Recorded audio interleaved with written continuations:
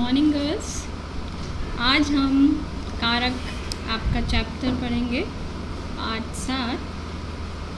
कारक किसे कहते हैं? सबसे पहले यह है वे शब्द जिनके द्वारा संज्ञा या सर्वनाम का क्रिया के साथ संबंध स्पष्ट होता है, यानी संबंध दिखाया जाता है, उसे कारक कहते हैं। जैसे फॉर एग्जांपल, सुमित ने रेलगाड़ी से गर्मी की छुट्टी में यात्रा की। तो सुमित ने क्या है? आपका कारक है। ने कर्ता कारक। रेलगाड़ी से आपका क्या हो गया? कारक। तो ये कारक है। और की आपका कारक है। में आपका कारक है।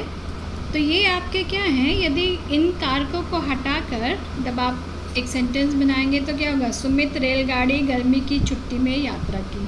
तो ये क्या है? वाक्य के जो आपस में जो संबंध है वो बिल्कुल बिगड़ गया है।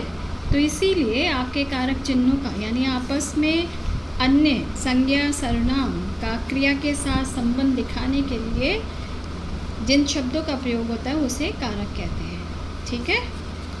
कारक का शाब्दिक अर्थ है क्रिया को पूर्णता प्रदान करने वाला, अर्थात किसी वाक्य में प्रयुक्त शब्दों का एक दूसरे से जो संबंध बताया जाए उसे कारक कहते हैं। कारक मुख्यतः 8 भेद हैं कारक के। कर्ता ने कर्म को करण से संप्रदान के लिए अपादान से अलग होने के योग में, संबंध काके की रारेरी अधिकरण में पे पर संबोधन हे अरे। तो ये आपके कारक हैं। और कारक जब 8 आपको बताए गए हैं तो आपको कारक चिन्हों का भी ज्ञान होना चाहिए। आप अपने पूर्व क्लास में यानी कक्षा 7 में इसको आप पढ़ चुके हैं, लेकिन फिर भी ये हम आपको बता रहे हैं। फर्स्ट है आपका कर्ता कारक। किसी भी वाक्य में कार्य करने वाले को कर्ता कहते हैं। ठीक है। कर्ता का तात्पर्य काम को करने वाला, यानी जिसके द्वारा क्रिया की जाती है उसे कर्ता कारक कहते हैं। इसका परसर्ग यानी जो कारक है वो क्या है? ने। सचिन ने क्रिकेट खेला है। तो सचिन क्या हो गया? कर्ता। ठीक है। तो कर्ता कारक क्या हुआ? ने। कर्म कारक वाक्य में कर्ता का प्रभाव जिस पर सबसे अधिक पड़ता है उसे कर्म कारक कहते हैं, यानी जो कर्ता के द्वारा क्रिया की जाती है, कोई भी कर्म किया जाता है उसको कर्म कहते हैं। इसका परसर क्या है? को।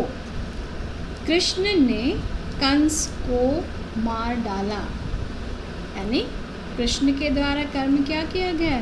कंस को मारने का। ठीक है। फिर है कारक करण कारक। वाक्य में कर्ता जिसके द्वारा कोई कार्य करता है, यानी किसी भी साधन या वस्तु के द्वारा कोई भी कार्य किया जाए उसे करण कारक कहते हैं। इसका परसर्ग है से। इसमें क्या आता है? से। अब ध्यान देना होगा, आपका करण कारक में भी से है और अपादान कारक में भी से आता है। तो दोनों में क्या डिफरेंस है ये आपको ध्यान देना है। आज राधिका अपनी कार से स्कूल आई थी, यानी साधन क्या है? कार। और कहाँ गई? स्कूल। तो से आपका क्या हो गया? करण कारक। ठीक है। समझ आ रहा है ना? संप्रदान कारक कर्ता जिसके लिए कार्य करे उसे संप्रदान कारक कहते हैं, यानी किसी के लिए कार्य करे उसके लिए के द्वारा या के लिए। आपका परसर क्या होगा यहाँ पर? के लिए। जैसे रमेश रश्मि के लिए गिफ्ट लाया। तो आपका कर्ता क्या है? किसी के लिए कार्य कर रहा है। वो कौन है? रश्मि के लिए। तो यहाँ पर संप्रदान कारक हुआ। अपादान कारक जिसमें कर्ता का किसी वस्तु से अलग होना पाया जाता है उसे अपादान कारक कहते हैं। अपादान कारक का परसर्ग है से। जैसे अभी हमने आपको करण कारक में बताया था, वहाँ पर भी से आता है और यहाँ भी से आता है, लेकिन आप दोनों में भिन्नता है। करण कारक में किसी साधन के द्वारा कोई कार्य किया जाता है, लेकिन यहाँ पर किसी भी वस्तु से यानी संज्ञा से कोई वस्तु अलग हो रही है तो उसके योग में अपादान कारक होता है।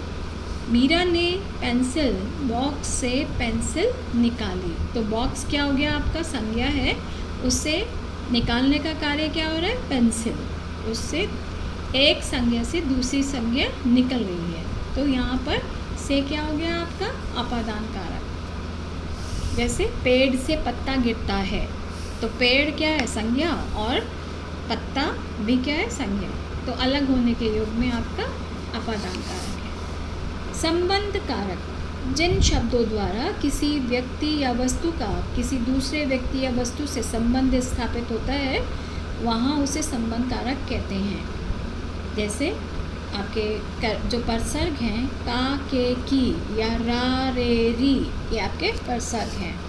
परसर्ग यानी कारक चिन्ह। यह मेरी बहन का बैग है, बहन का बैग है यानी संबंध दिखाया गया, यह मेरी बहन का बैग है, यह मेरा घर है, ठीक है।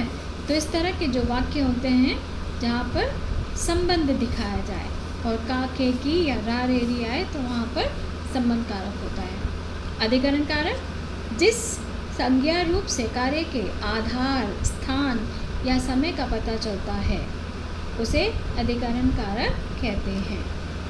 अधिकरण कारक का परसर्ग है में, पर, दो हैं इनके, में या पर। जैसे मेज पर किताब रखी है ना, पर क्या हो गया, मेज पर, तो ये आपका अधिकरण कारक है। जैसे चिड़िया घोंसले में है, कहाँ पर है, घोंसले में। संबोधन कारक, जिन संज्ञा रूप से किसी को पुकारने या संबोधन करने का पता चलता है उसे संबंध कारक कहते हैं। जिस संज्ञा रूप से किसी को पुकारने या संबोधित करने का पता चलता है उसे संबोधन कारक कहते हैं, यानी पुकारना, किसी को बुलाना, तो संबोधन करना हो गया। इसका है हे, हो या रे, अरे, ये क्या है, आपके परसर्ग हैं। जैसे एग्जाम्पल है, छात्रों पीटी के लिए तैयार हो जाओ, तो किसको संबोधित किया गया, छात्रों को।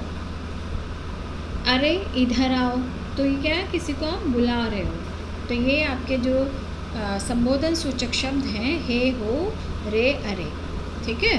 तो ये इस प्रकार से आपके जो 8 कारक के भेद थे वो आपने विद उदाहरण पढ़े हैं। उम्मीद है आपको समझ आ गया होगा। अगले वीडियो में हम इसका अभ्यास कार्य करेंगे। पीछे यहाँ पर पूरी आपका चार्ट बना हुआ है, तो एक बार देख लेते हैं। जितने भी आपके उपसर्ग हैं, परसर्ग हैं, ने, को, से, के लिए, से, का, के, की, में, पे, पर, हे, हो, रे, ये सब इनका यहाँ पर इन्होंने वाक्य के आधार पर आपको समझाया है। जैसे कर्ता आपका ने, आलोक ने पतंग उड़ाया।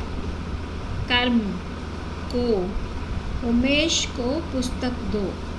करण से, सौम्या ने मशीन से कढ़ाई की। एक और चीज़ है यहाँ पर विभक्ति, जो आपका परसर्ग है उसको विभक्ति भी कहते हैं। जैसे कर्ता प्रथमा विभक्ति होती है ने में, कर्म में द्वितीय विभक्ति होती है, करण में तृतीय विभक्ति। फिर है संप्रदान में चतुर्थी, के लिए माँ ने बच्चों के लिए नाश्ता बनाया। अपादान में पंचमी विभक्ति आती है, से आता है अलग होने के अर्थ में। माली पौधों से फूल तोड़ता है। संबंध कारक षष्ठी विभक्ति, काके की, रारेरी, यह मेरी बहन का घर है। अधिकरण कारक में सप्तमी विभक्ति आती है, में, पे, पर होता है। बत्तख पानी पर तैरती है। संबोधन करते हैं, हे, हो, रे, अरे, हे प्रभु मेरी रक्षा करो। ठीक है, इस तरह से ये पूरा चार्ट बना हुआ है। ये पूरा चार्ट और सेंटेंस के अनुसार ये आप अपनी नोटबुक में भी बना लेंगे। ठीक है, ये आपका नोटबुक में आप इसको नोट कर लेंगे और एक्सरसाइज हम अगली वीडियो में करेंगे। इसी के साथ हम विराम लेते हैं। धन्यवाद।